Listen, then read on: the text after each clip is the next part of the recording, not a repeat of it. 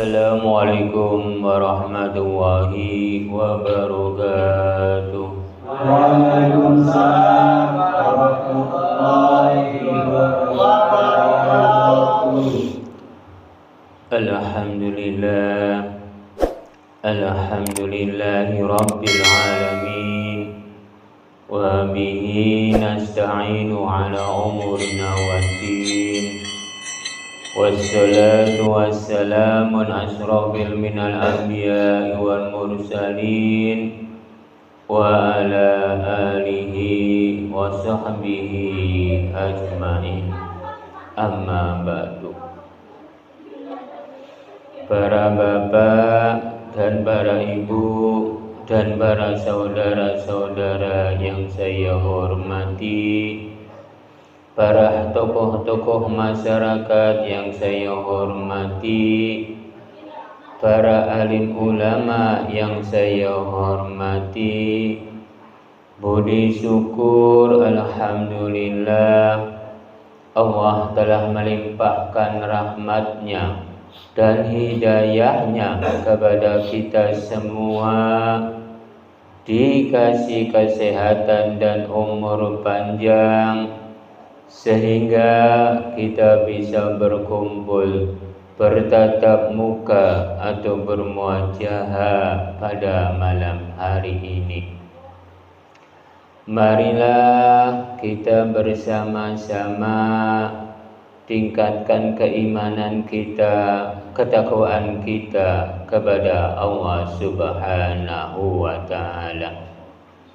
Marilah kita bersama-sama bersolawat serta salam kepada junjungan Nabi kita Muhammad sallallahu alaihi wasallam. Marilah kita bersama-sama pada malam hari ini kita belajar pengausan-pengausan pada malam hari ini. Kita semua ini belajar di dalam pengausan-pengausan. Pengausan itu maknanya sareng-sareng belajar. Kita semua ini kehidupan di dalam dunia ini semuanya belajar. Karena kelawan belajar kita jadi bisa. Kelawan pengalaman jadi tahu. Karena guru yang utama itu adalah pengalaman-pengalaman, bukan pendidikan-pendidikan. Pada malam hari ini kita akan membahas di dalam kitab Pancarep Sejatining Urip, kitab Insan Hamil, dan kitab Nurjati, dan kitab Sejati. Dalam temanya yaitu satu jasad. Satu jasad itu di dalam sinja bersama maknanya ing satu hune. Tepasetu itu maknanya tujuan umat manusianya. Jimja berjajaganan umat manusianya. Lalu sinja bersalaki ing satu huni. Lalu dal besar, yaitu ajroba saking datnya Gusti Allah. Kita semua ini di dalam ing satu huni umat manusia, ing satu huni Gusti, atau ing satu huni Gusti, ing satu huni umat manusia. Karena di dalam temanya, judulnya yaitu satu jasad. Ing satu hune umat manusia di dalam dunia ini semuanya itu adalah manunggal. Umat manusia itu manunggal. Satu hewan manunggal, tumbuh-tumbuhan manunggal. Lalu langit, bumi, bintang, lautan, dan yang lain-lainnya, alam semesta dan seisinya itu semuanya itu adalah manunggal. Manunggal itu makna satu, yaitu ciptaan-ciptaan dari Gusti Allah semua. Umat manusianya itu ciptaannya siapa para jamaah? Tumbuh-tumbuhan ciptaannya siapa para jamaah? Satu hewan ciptaannya siapa para jamaah? Lautan, langit, mega, dan bintang-bintang, dan semuanya yang ada di dalam dunia ini, semuanya ciptaan siapa para jamaah? Dipastikan Gusti Allah. Karena pada malam hari ini kita akan membahas di dalam manunggali kaula Gusti. Manunggal itu satu. Seluruh umat manusia yang ada di dalam dunia dan alam semesta itu semuanya ciptaan Gusti Allah semua. Orang Arab ciptaan Gusti Allah. Orang Indonesia ciptaan Gusti Allah. Orang Jerman, Inggris, Amerika, Taiwan, atau Kamboja, atau Malaysia, atau Rusia, atau Myanmar, atau Yaman, semuanya itu ciptaan dari Gusti Allah semua.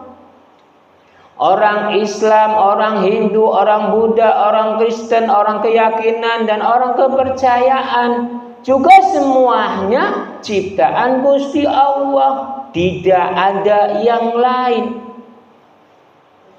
Karena pada malam hari ini akan membahas di dalam manunggali kaula Gusti. Tema judulnya yaitu satu jasad. Di dalam mesin Jabarsa itu maknanya ing satuhuni.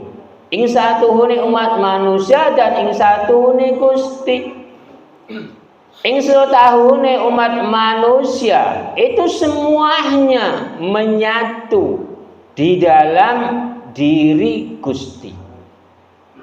Sebabnya apa para jamaah? Umat manusia menyatu di dalam diri Gusti para jamaah. Kok diciptakan? Itu ada benarnya. Sebenarnya jawabannya yang komplit. Sebenarnya karena segala sesuatu umat manusia di dalam dunia ini, semua umat manusia itu menyatu dengan diri Gusti. Orang Islam menyatu dengan diri Gusti Allah. Orang Buddha, orang Hindu, orang Kristen, orang keyakinan, orang kepercayaan, semuanya menyatu dengan Sang Pencipta atau Gusti Allah. Karena umat manusianya itu rasa diciptakan oleh Gusti Allah. Orang Islam rasa enggak diciptakan oleh Gusti Allah para jamaah. Orang Kristen, orang Hindu, orang Buddha, orang keyakinan, orang kepercayaan rasa tidak diciptakan oleh Sang Pencipta para jamaah. Dirasakan. Karena kalau saya menyebutnya semuanya dari Gusti Allah, entar salah paham. Karena orang Kristen, Hindu, Buddha, kepercayaan atau keyakinan, karena Tuhannya itu keyakinannya beda. Bukan Gusti Allah, keyakinannya terhadap Sang Pencipta atau Tuhan. Kalau orang Islam itu Gusti Allah atau Sang Pencipta mempertuhankannya. Kalau saya gebuk rampak, ntar saya dipertanyakan. Jadi mengucapnya saya ini berbeda. Jadi kita semua ini sama di dalam rasa diciptakan oleh Gusti Allah atau Sang Pencipta seluruh makhluk yang ada di dalam dunia ini. Karena kita semua ini memiliki tujuan masing-masing. Orang Islam memiliki tujuan masing-masing. Orang Kristen, Hindu, Buddha, keyakinan, kepercayaan juga memiliki tujuan masing-masing. Karena di dalam tepa satu tujuan umat manusianya. Tujuan umat manusianya itu pasti berbeda-beda. Tapi di dalam Jim Jaber jaganan umat manusianya itu pasti sama memegangnya. Memegangnya itu tentang apa para jamaah? Alhamdulillah sesepuh kita ini walaupun jawabannya ragu-ragu itu benar dan 100. Karena di dalam Jim Jaber jaganan umat manusianya yang dipegang itu adalah keyakinan dan kepercayaan diri. Semuanya, bukan orang Islam saja, bukan orang Kristen saja, bukan orang Hindu saja, bukan orang Buddha saja, bukan orang kepercayaan atau keyakinan. Karena segala sesuatu umat manusia itu di dalam Sinja Bersa itu maknanya ing satu huni. Ing satu huni umat manusianya itu pegangannya itu pasti berbeda-beda. Tapi tujuannya itu sama, memiliki keyakinan, memiliki kepercayaan. Orang Islam itu memiliki keyakinan dan kepercayaan itu terhadap siapa para jemaah? Dipastikan Gusti Allah. Gusti Allah itu sang pencipta atau tidak para jemaah?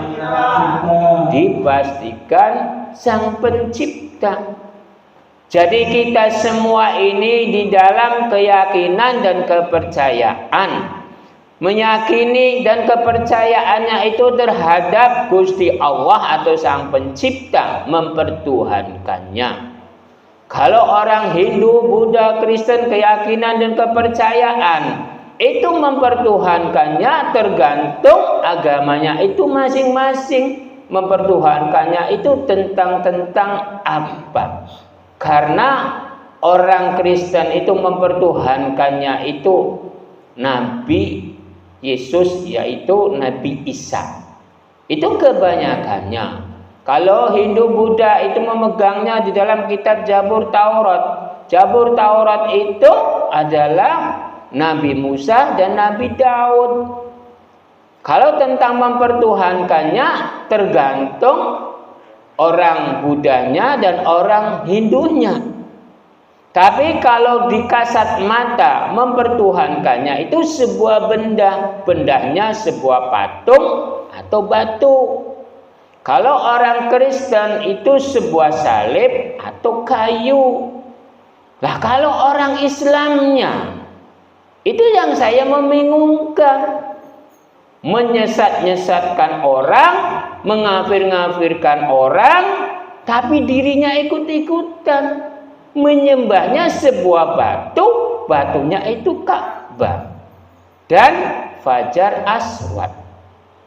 Kata orang Islam itu, Ka'bah itu tempatnya Baitullah. Berarti Gusti Allah itu ada di situ. Lalu dipuji, dipuja, dielus-elus, diciumi. Ya Allah, aku datang ke tempatmu. Ya Allah, aku datang demi panggilanmu. Yang saya membingungkan seperti itu terhadap orang-orang Islam. Orang-orang Islam itu menyesat-nyesatkan orang karena menyembah sebuah benda. Mengafir-ngafirkan orang karena menyembah sebuah benda. Tapi kok dirinya itu ikut-ikutan menyembah sebuah benda. Bendanya batu, namanya Ka'bah dan Fajar Aswad. Jadi kita semua ini harus mengetahui tentang penyembahan-penyembahan. Sebenarnya umat manusia yang wajib disembah itu ada ing dirinya. Karena temanya pada malam hari ini satu jasad. Sinja Bersa itu maknanya ing satu huni. Tepa setu itu makna tujuan umat manusianya. Jimja berjaganan umat manusianya. sinja bersa ing satuhune. Lalu dal besar itu ajaroba saking datnya Gusti Allah. Jadi yang wajib disembah, yang wajib diyakini, yang wajib dipuja, yang wajib dipuji itu adalah Gusti Allah. Gusti Allahnya itu adanya di dalam ajaroba saking datnya Gusti Allah, ing dalam hati, ing dalam pikiran, ing diri umat manusianya. Itulah yang aslinya tentang keyakinan, tentang kepercayaan terhadap sebuah benda. Bendanya itu hati lan pikiran. Hati lan pikiran itu milik siapa para jamaah? Kok milik Gusti Allah ya? Ya kalau hati pikiran itu milik umat manusia. Lah kalau hati pikiran itu milik Gusti Allah, jadi saya pertanyakan, apakah Gusti Allah itu memiliki hati, memiliki pikiran? Kan bingung entarnya. Jadi tentang penyembahan, tentang keyakinan terhadap umat manusia terhadap Sang Pencipta, itu penyembahannya itu adanya di dalam hati, di dalam pikiran. Kalau di dalam kitab Pansorep Sejati Nu'orep, kitab Insan Hamil, kitab Nurjati dan kitab Sejati, tentang penyembahan itu terhadap Sang Pencipta itu kelawan hatinya, kelawan pikirannya. Kalau di dalam dal jaberda, dal besar, ing manusahnya ajaroba saking datnya Gusti Allah. Itulah yang aslinya, yang seestuhnya. Bukan sebuah benda. Bendanya bukan Ka'bah, bukan kayu, bukan batu, dan bukan yang lainnya. Bendanya itu adalah sebuah hati, sebuah pikiran. Karena yang menggerakkan umat manusia berbuat itu adalah hati dan pikiran. Karena kita semua ini di dalam pengawasan bumi bakti ini, kita semua ini sedang belajar. Nah, belajarnya ini tentang apa para jamaah? Ada ilmu dan keilmuan. Ada lagi,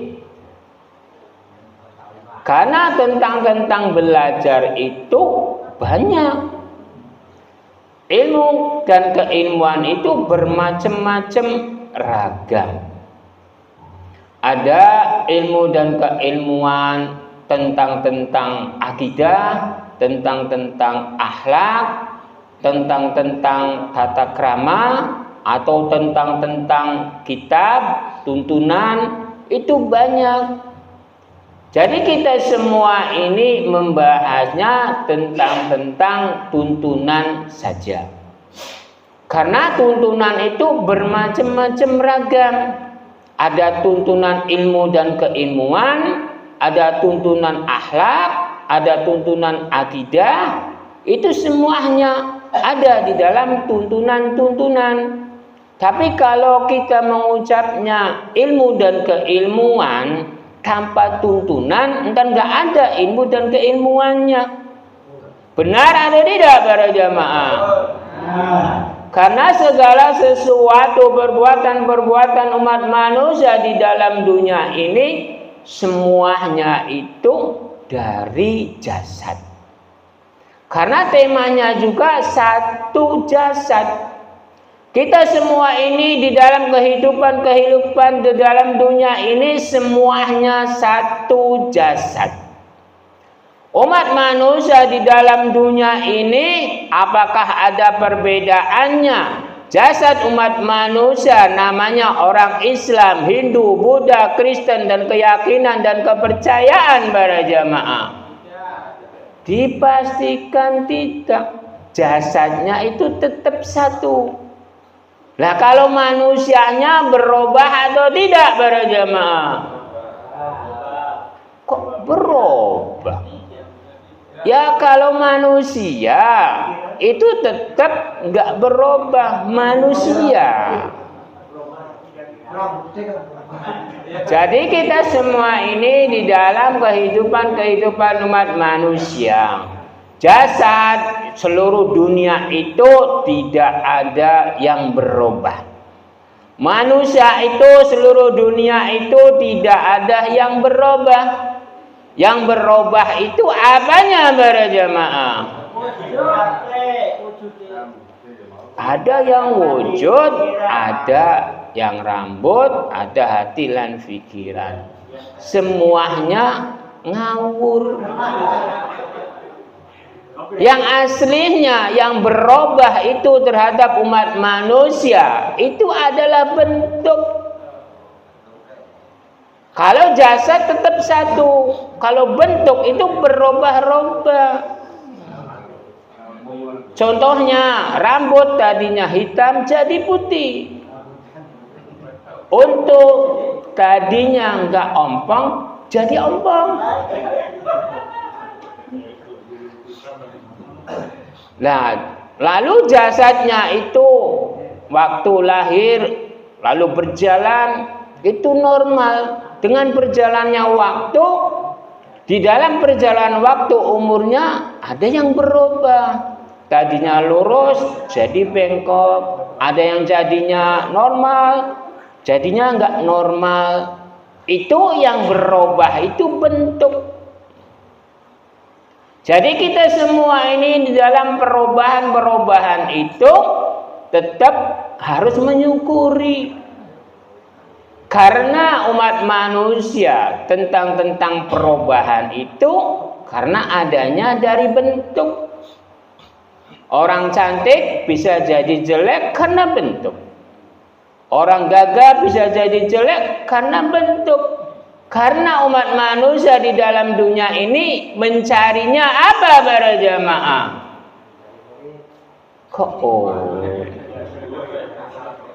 Ya ada yang mencari urip juga itu benar. Tapi kan saya mempertanyakan mencarinya apa? Ya mencarinya pertama kali kan saya ucapkan orang cantik bisa jadi buruk, orang gagah bisa jadi buruk. Itu karena apa? Ya karena bentuk. Nah bentuk umat manusia itu yang dicari bentuknya apa para jamaah? Ada yang bermacam-macam. Ya bentuknya yang pertama kali. Bentuk umat manusia yang dicari itu adalah bentuk hidup. Lalu udah hidup itu kelawan jasad. Jadi kita semua ini mencarinya bentuk hidup kelawan jasad. Karena umat manusianya itu ada roh hidup, ada roh jasad. Umat manusianya itu kedua itu harus menyatu. Tapi kalau di dalam kitab-kitab yang lain tidak mengetahui tentang roh hidup dan roh jasad. Karena segala sesuatu umat manusia itu harus ada dua. Ada roh hidup, ada roh jasad. Paham atau tidak para jamaah? Kalau belum, saya entar pertanyakan. Sebabnya apa? Belum paham. Oh, enggak mengerti. Entar saya contohkan. Kalau enggak paham, enggak ngerti. Karena umat manusianya itu semuanya di dalam kehidupan umat manusia itu ada roh hidup dan roh jasad. Contohnya, roh hidup itu ada rasanya, tapi nggak ada bentuknya. Kalau roh jasad ada bentuknya, nggak ada rasanya. Contohnya, orang bernapas. Lah orang bernapas itu ada roh hidupnya. Benar atau tidak para jamaah? Benar. Kalau roh jasadnya itu kalau orang yang berkaca, bercermin. Saya bentuknya ada, tapi nggak ada rasanya. Benar tidak para jamaah? Benar. Karena segala sesuatu umat manusia itu ada roh hidup, ada roh jasad. Karena roh hidup tanpa jasad nggak bisa bergerak. Roh jasad tanpa roh hidup itu tidak bisa bergerak. Karena segala sesuatu umat manusia itu harus ada dua pasang. Saya contohkan seperti listrik. Kalau masanya saja nggak ada setrum, nggak nyala. Kalau setrumnya saja nggak ada massa, nggak nyala. Jadi harus kedua-duanya dipasang supaya nyala. Lalu roh hidup dan roh jasad itu harus menyatu. Kalau terpisah-pisah nggak bisa. Jadi kita semua ini membahas tentang roh hidup dan roh jasad. Jadi saya mempertanyakannya, roh hidup dan roh jasad itu kelebihannya atau keistimewaannya itu letaknya di mana para jamaah? Oh, ada bentuk dan rasanya. Yaitu memilihnya umat manusia, mengambilnya. Itu sebenarnya umat manusianya itu. Umat manusianya itu kelebihan dan keistimewaannya. Itu mengambilnya itu yang mana? Yang mengambilnya terhadap Gusti Allah itu kelawan ridho, kelawan barokah. Bila ridho itu pasti barokah, bila barokah itu pasti ridho.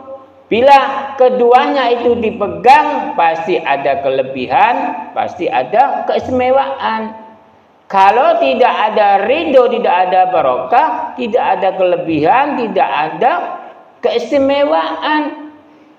Jadi kalau saya pertanyakannya, mengambilnya yang mana? Seperti itu. Tapi kalau umat manusianya memilihnya kelebihan atau keistimewaan, itu benar jawabannya rasa. Rasa merasakan keistimewaan, rasa merasakan kelebihan. Itu benar bila saya menjawabnya, mempertanyakannya, milihnya. Tapi kalau ngambil itu terserah saya. Contohnya, kalau para bapak, para ibu masuk ke restoran, lalu dikasih menu, itu kan gambarnya ada. Ada ayam panggang, ada bebek penyet, ada yang lainnya, ada gonjing. Itu semuanya. Jadi semuanya itu ada di menunya. Itu milih. Tapi semuanya itu entar yang milihnya itu apa. Tapi kalau mengambil itu terserah saya. Di luar kotakan itu, kotakan menu. Jadi kita semua ini harus mengetahui tentang roh hidup dan roh jasad.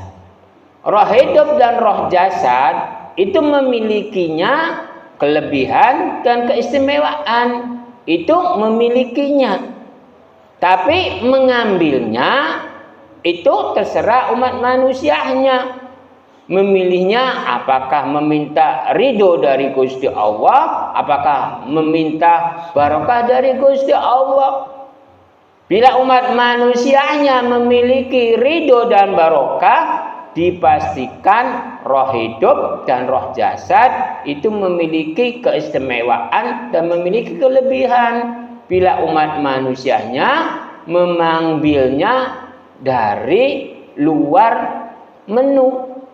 Tapi kalau memilihnya di luar menu, ya mendapatkannya hanya kelebihan dan keistimewaan, tapi tidak mendapatkan ridho, tidak mendapatkan barokah dari Gusti.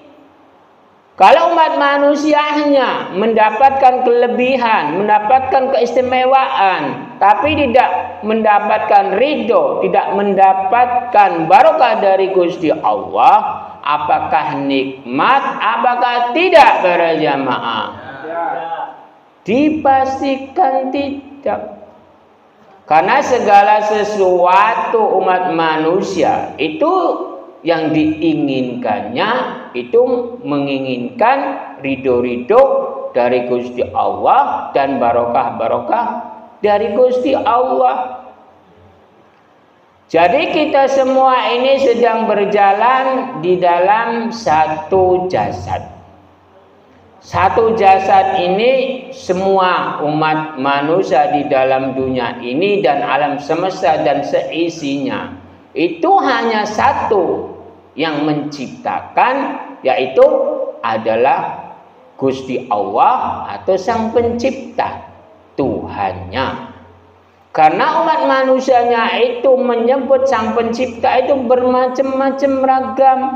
Adanya Gusti Allah, ada Tuhan, ada yang Maha Agung, Maha Mulia, ada yang maha-maha yang lainnya. Itu terserah umat manusia, tergantung keyakinannya, tergantung kepercayaannya terhadap mempertuhankannya. Tapi tetap satu tujuan. Tujuannya itu untuk apa para jamaah? Ada yang barokah, ada hidup. Ya kalau tujuan seluruh agama, seluruh keyakinan, seluruh kepercayaan, tujuan yang utama yaitu adalah kebaikan-kebaikan di dalam perjalanan-perjalanannya. Benar atau tidak para jamaah? Karena segala sesuatu umat manusianya itu di dalam kitab Pansurep Sejati Urip terhadap Nabi Adam alaihi salam, Gusti Allah itu berpesan terhadap Nabi Adam itu, hai Adam, jagalah kemuliaanmu dengan baik. Lalu terhadap utusan-utusannya seperti nabi-nabi yang lain, Nabi Muhammad, Nabi Musa, Nabi Isa, Nabi Daud, Nabi Khidir, atau Nabi Ismail, Nabi Harun, atau Nabi Sulaiman, atau Nabi Syuaib, atau nabi-nabi yang lain. Berpesannya juga seperti itu. Jagalah kemuliaanmu dengan baik. Jadi bukan yang dijaga itu agamanya, bukan yang dijaga itu kitabnya, tapi yang dijaga itu perjalanan umat manusianya itu dengan baik, perjalanan kebaikannya yang wajib dijaga. Cuman golongan-golongan ulama-ulama yang besar, contohnya kiai, ustadz, kus-kus, buya-buya atau habaib atau para imam, yang wajib dijaga itu agamanya. Nah, agama itu yang dijaga apanya? Hanya tulisan agama. Yang wajib dijaga itu adalah perjalanan-perjalanan umat manusianya dengan baik. Benar atau tidak para jamaah? Karena di dalam kitab Nurjati dan kitab Sejati seperti itu bilangnya. Agama tidak wajib dijaga, kitab tidak wajib dijaga. Yang wajib dijaga itu perjalanan umat manusia dengan baik. Itu saya mempertegaskan supaya keras, supaya kedengaran. Kebanyakan orang, ulama-ulama yang besar bilangnya agama Islam harus dijaga. Yang wajib dijaga itu perbuatan umat manusianya, perjalanan umat manusianya. Karena agama itu nggak bisa apa-apa, kitab nggak bisa apa-apa. Yang bisa itu adalah perjalanan umat manusianya. Karena di dalam dal jaberda ing manusianya ajaroba saking datnya Gusti Allah. Kalau umat manusianya memiliki datnya dari Gusti Allah, entar bisa memperjalankannya dengan baik di dalam perjalanannya. Waktunya perjalanannya itu udah agak lama, jadi saya cukupkan saja. Bila ada yang mau bertanya, saya persilakan.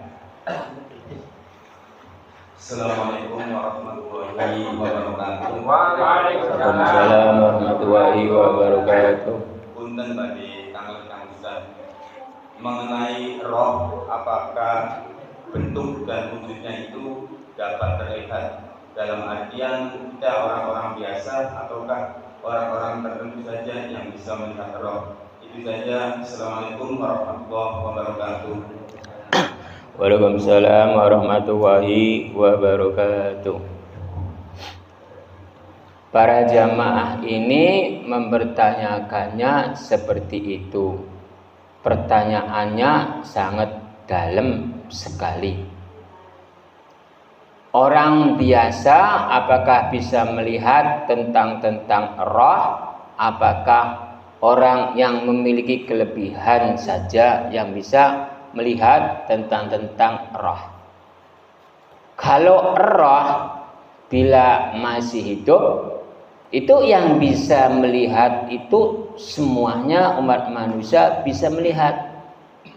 Contohnya bercermin. Bercermin itu ada rohnya. Karena ada roh hidup dan roh jasad. Kalau roh hidup itu umat manusianya itu masih bisa bernapas. Tapi rasa hidupnya.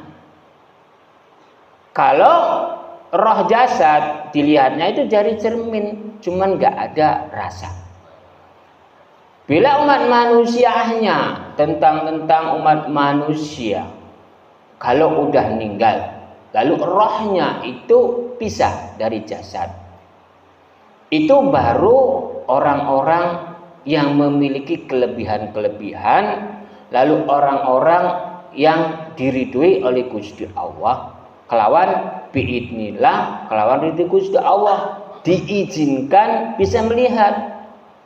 Walaupun orangnya itu memiliki kelebihan, tapi kalau tidak diizinkan, tidak diridhoi oleh Gusti Allah, itu tidak bisa melihat tentang roh orang yang udah meninggal.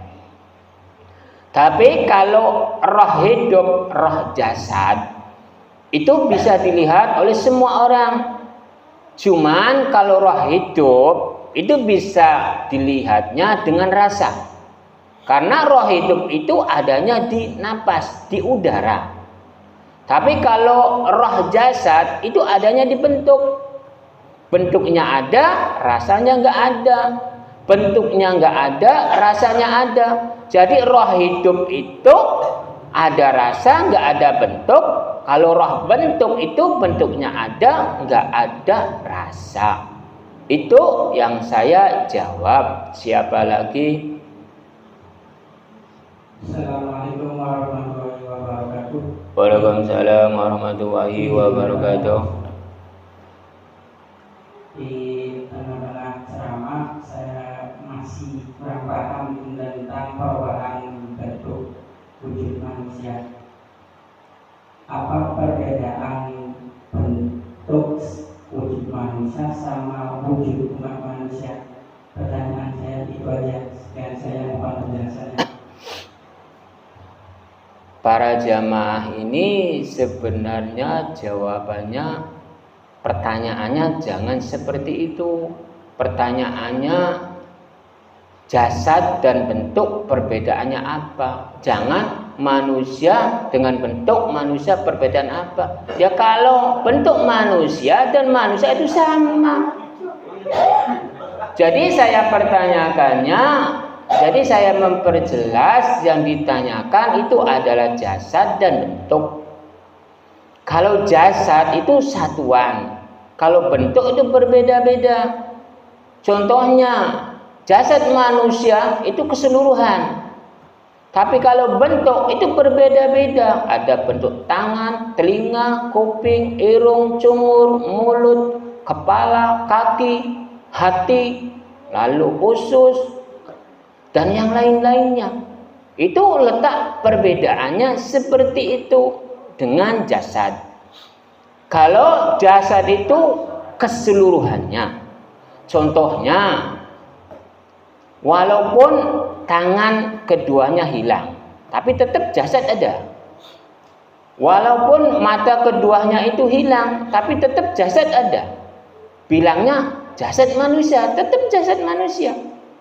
Tapi kalau bentuk pasti berubah. Bentuk umat manusianya itu nggak ada tangannya, nggak ada telinganya, nggak ada matanya. Seperti itu yang saya jawab. Karena jamaah ini mempertanyakannya jasad dan bentuk itu ada perbedaannya tentang apa. Cuman dia bilangnya manusia dan bentuk manusia itu apa? Ya sama. Jadi saya memperjelas supaya paham para jamaah yang lain. Siapa lagi? Sudah cukup Pak Ustaz. Terima kasih atas penjelasannya. Kalau udah cukup, saya cukupkan saja. Bila ada perkataan-perkataan saya yang kurang enak didengar, saya mohon maaf yang sebesar-besarnya. Bila ada kesalahan-kesalahan dari ucapan-ucapan saya mohon maaf yang sebesar-besarnya karena saya ini umat manusia. Bismillahirrahmanirrahim. Allahumma sholli wa sallim ala sayyidina wa habibina wa syafiina wa karimina wa habibina Muhammad wa sallim wa tabaraka wa ta'ala bi suratul azman. Bismillahirrahmanirrahim. Ya Allah ya hayyu ya qayyum ya alimu ya alimu ya rabbal alamin. Qayyumu yarzuqu man sya'al quwwah ilahi anta maqsudi wa ridha malubi wa ufawwidu amri ila Allah la ilaha illa anta subhanaka inni kuntu minadz zalimin la ilaha illa anta subhanaka inni kuntu minadz zalimin la ilaha illa anta subhanaka inni kuntu minadz zalimin a'udzu bikalimatillahi tammati min syarri ma khalaq a'udzu bikalimatillahi tammati min syarri ma khalaq a'udzu bikalimatillahi tammati min syarri ma khalaq wa khususan para jamaah wa umurina wa salamati berarti berizkilah wa umurina wa salamati berarti berizkilah wa umurina wa salamati berarti berizkilah wa sallallahu ala sayyidina Muhammad wa ala alihi washabbihi salam subhana rabbika rabbil izzati amma yasifun wa salamun alal mursalin al-fatihah. A'udzu billahi minasyaitonir rajim. Bismillahirrahmanirrahim. Alhamdulillahi rabbil alamin arrahmanir rahim maliki yaumiddin. Iyyaka na'budu wa iyyaka nasta'in ihdinas siratal mustaqim siratal ladzina an'amta 'alaihim ghairil maghdubi 'alaihim waladdallin. Wassalamualaikum warahmatullahi wabarakatuh.